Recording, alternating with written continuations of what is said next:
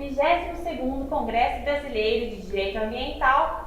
Meu nome é Ana Paula Rengel Gonçalves, eu sou associada do Instituto Direito para um Planeta Verde e hoje eu estou aqui conversando com a Natália Lima. A Natália, que é mestranda na Universidade Mackenzie e foi uma das nossas palestrantes no 12º Congresso Brasileiro dos Estudantes de Graduação e Pós-Graduação em Direito Ambiental.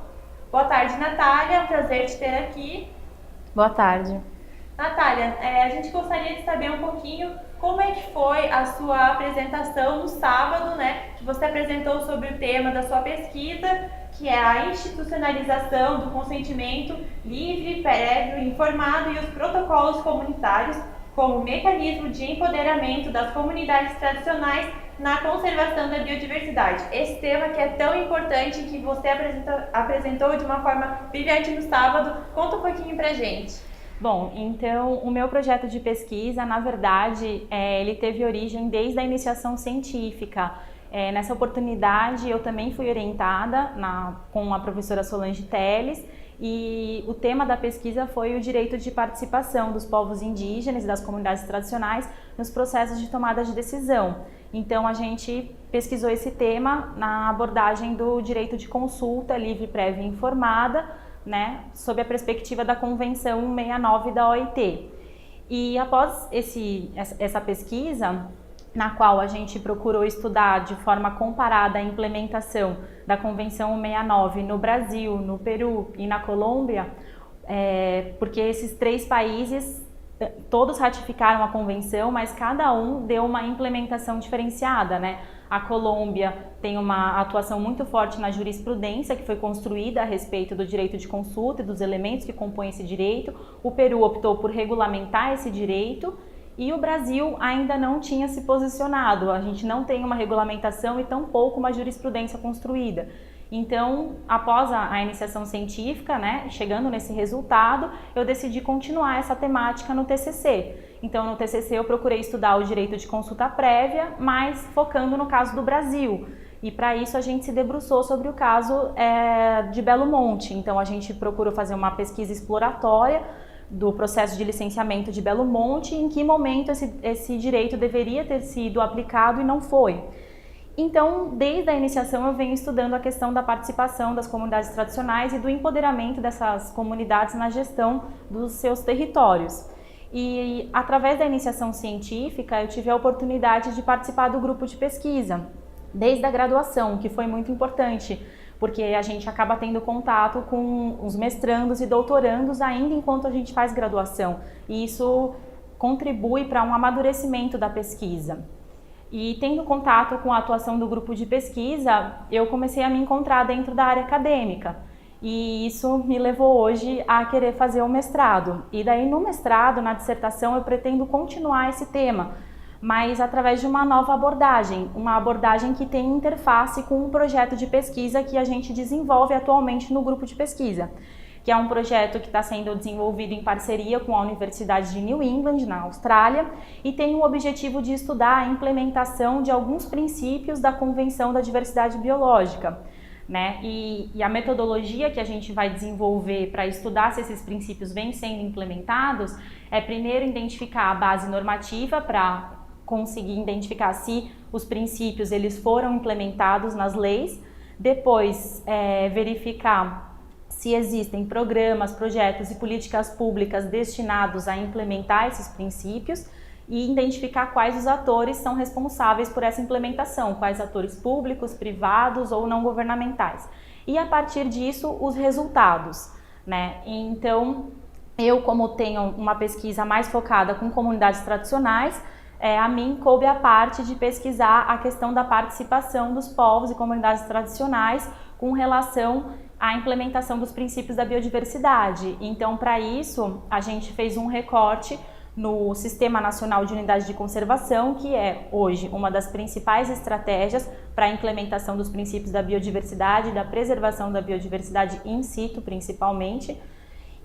E através desse recorte eu procurei, assim, fazer uma crítica ao atual sistema de unidade de conservação. Então, a gente procurou, através dessa abordagem, focar nas unidades de conservação de proteção integral. Por quê? Porque é justamente nesse caso que, em alguns casos, a gente tem sobreposição dessas unidades de proteção integral em locais onde tem comunidades tradicionais. E nesses casos, a lei não prevê instrumentos de participação ou de cogestão dos conselhos gestores da unidade de conservação com as comunidades tradicionais, e tampouco prevê que o conhecimento tradicional deve ser considerado no plano de manejo, né? Esses dois instrumentos, eles só são previstos para as unidades de conservação de uso sustentável, como é o caso da reserva de desenvolvimento sustentável e das reservas extrativistas, em que a gente tem os conselhos deliberativos, que não têm natureza consultiva, eles têm natureza de subsidiar aquela tomada de decisão, então é com base na participação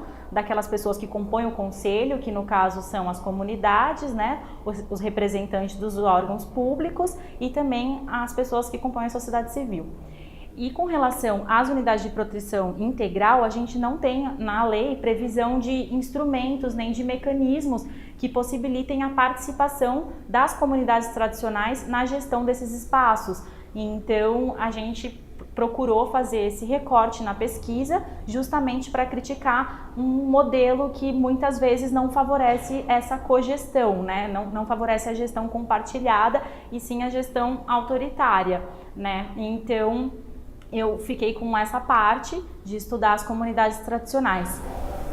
Nossa, Natália, muito obrigada. Tema interessantíssimo esse que vocês estão desenvolvendo lá na Universidade de Mackenzie. E agora, né, aproveitando que você falou um pouco, né, do seu percurso acadêmico, da sua trajetória na vida acadêmica, eu gostaria que você salientasse alguns aspectos importantes de participação, de eventos, para os alunos que têm interesse em ingressar na vida acadêmica, em fazer prova de seleção de mestrado, de seleção de doutorado. Você pode comentar um pouquinho isso para a gente? Claro. A minha primeira participação aqui no Planeta Verde foi no ano passado. Eu tinha acabado de entrar no mestrado e aí eu vim aqui no Planeta Verde para apresentar um artigo que foi, na verdade, fruto dos resultados do meu trabalho de conclusão de curso. Então, esses espaços assim que são destinados aos estudantes de graduação, de pós-graduação, assim, são essenciais para que a gente possa colocar o nosso resultado de pesquisa à crítica das outras pessoas que estão pesquisando o mesmo tema que a gente. Então, essa oportunidade me foi dada e isso foi muito valioso porque eu tive espaço para apresentar os resultados do meu trabalho de conclusão de curso, que daí eu transformei num artigo para submeter à apresentação de teses aqui no Congresso, e foi muito importante porque eles me reuniram num grupo de trabalho em que várias pessoas pesquisavam o mesmo tema que eu. E então todas as pessoas que estavam presentes puderam contribuir de alguma forma com uma análise crítica sobre o tema que eu também estava pesquisando. E isso foi muito importante para poder reformular algumas coisas com relação aos resultados do meu TCC e que contribuiu inclusive para estruturar o meu projeto de pesquisa de mestrado.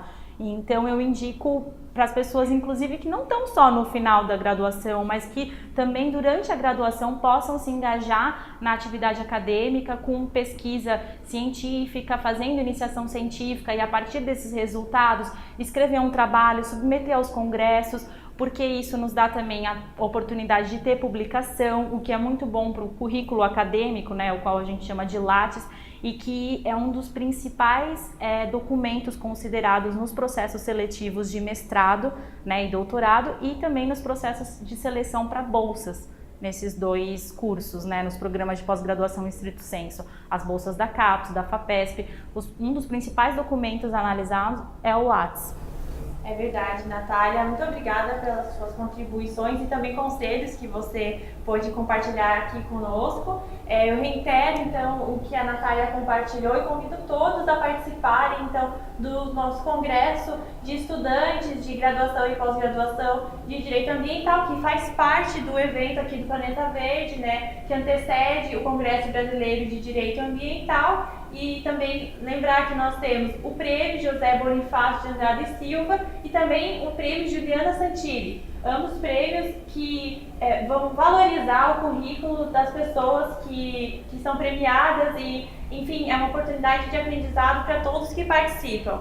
Eu agradeço a participação da Natália, agradeço também a ótima palestra que ela nos deu no sábado e eu convido todos a continuarem assistindo os vídeos aqui do canal do Planeta Verde. Eu que agradeço a oportunidade.